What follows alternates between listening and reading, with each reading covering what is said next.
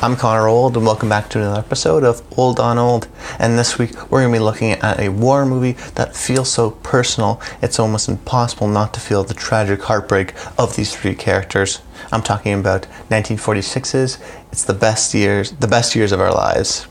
So, if you guys are new to the series, what I do every single week is I break down a classic film I've never seen before. I talk about its historical context as to what makes it a classic, and I also look at my thoughts on it, looking at it from a 2018 viewpoint, seeing it from the first time, sort of giving you why I think it is still a classic or maybe has some problematic issues that maybe don't hold up as well today. And if you don't know the plot of The Best Years of Our Lives, it's about these three guys who are coming home from World War II and the different struggles they face adjusting to daily life.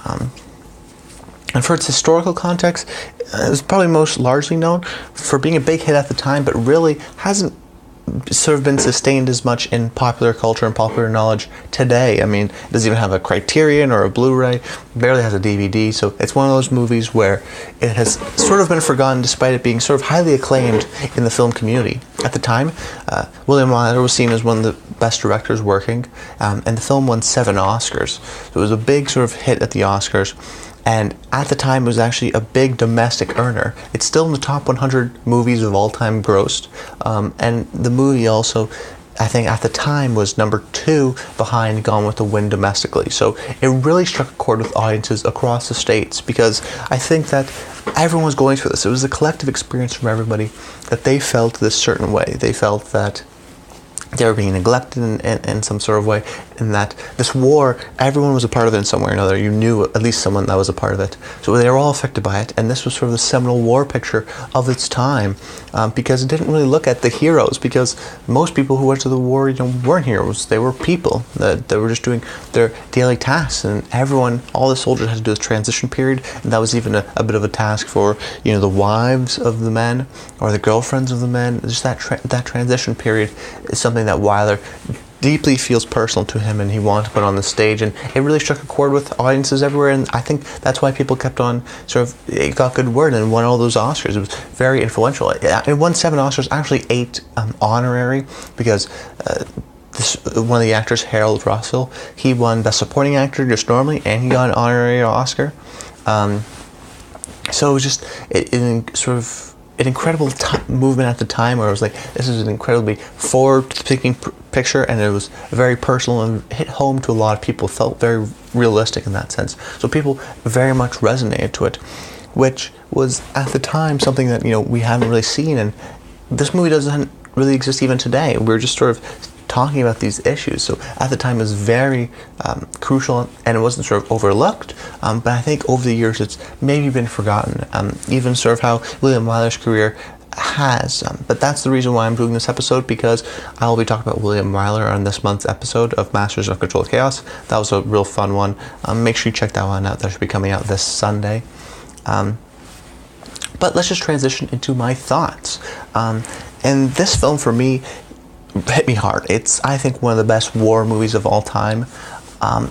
In the same way that Raging Bull is one of the best boxing movies of all time. Raging Bull is not about boxing, but if you take away boxing away from it, it's helpless. Same thing with Best Years of Our Lives. It's a war movie, but if you took away that central idea of war, well, there is no movie. You sort of completely remove the movie in a whole, despite it not being your typical war movie with the action, seeing them in the trench and seeing heroic things going on. It's about the impact of war. Same way Dr. Strangelove is about sort of the impact of nuclear war and the people that sort of play chess with that. This does it on a very human, personal, emotional level in that way. And follows these three guys' experiences coming back to the war. One of them is Al Stevenson, played by Frederick March, and he has probably, I think, the most personal experience and probably the most universal experience for a lot of people. The idea that he came back, he got his job, he has his wife, he has his kids, but there's something missing. The war did something to him, and he tries to fill his void with, drinking, and that doesn't really work.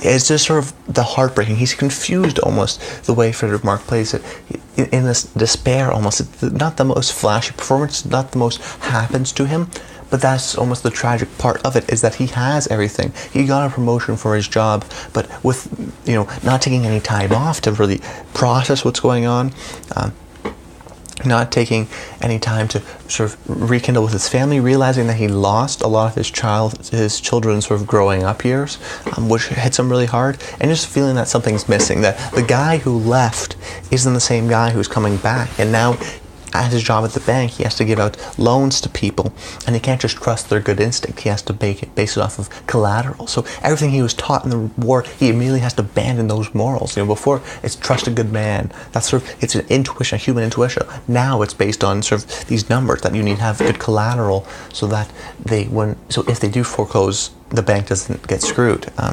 So he's in a high stress situation in a different way, and his sort of world is turned upside down. And it's the little things, which I think, like I said, hurt a lot of soldiers. I think a good amount of soldiers came back and got their jobs, or at least had their families or whatnot. They weren't as heartbreaking as the others. But that doesn't mean that they weren't sort of missing from it. They saw something that clearly they weren't supposed to see, the human mind is not supposed to see.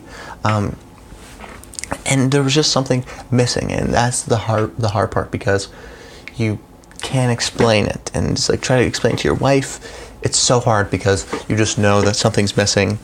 You missed years, and you can't get those back, and you can't even just process the events now that you're out of it. They put you right back to work. The bank calls them every day. Hey, when are you coming back? When are you coming back? Because they need his sort of expertise. So that was really heartbreaking. And then there's the other story of Homer, who's played by Harold Russell, and he has hooks for hands. He lost his hands in the war, and then when he's coming back, it's the story of him and how he can't sort of rekindle with his girlfriend because he doesn't want to feel pity. He's the same person, and he wants to treat everyone.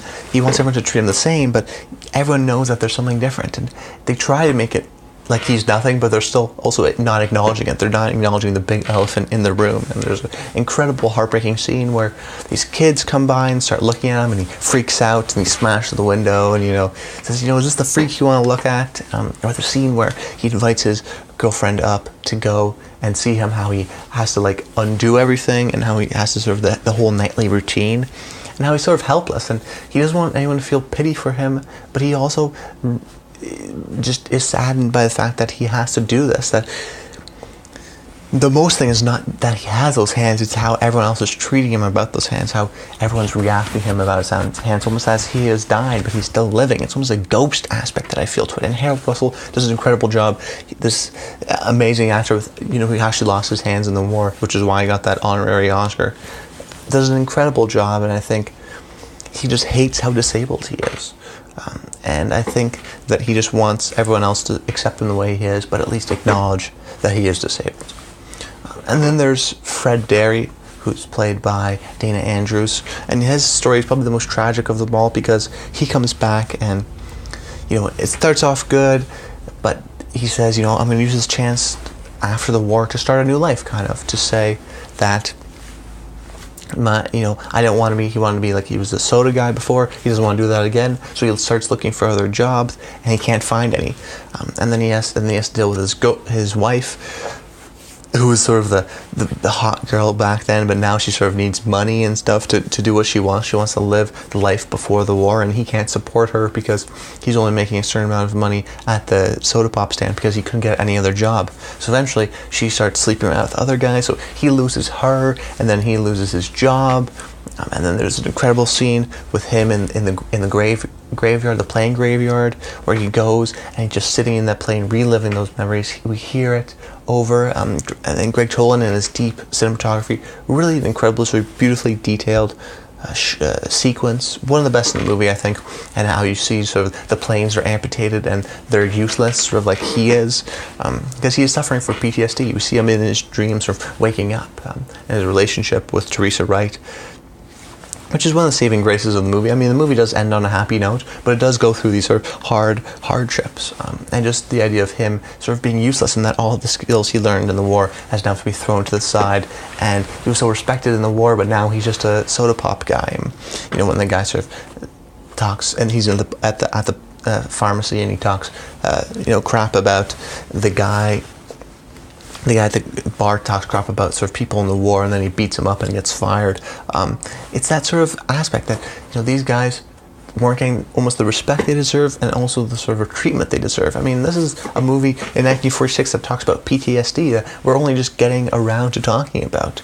It's incredibly, you know, ahead of its time in that way. And you know, back in the day, you couldn't really talk about your emotions with your wife. It was sort of a social faux pas, which is still sort of existed today. But as we focus more on mental health and PTSD, we're just only starting to get into more of treating that.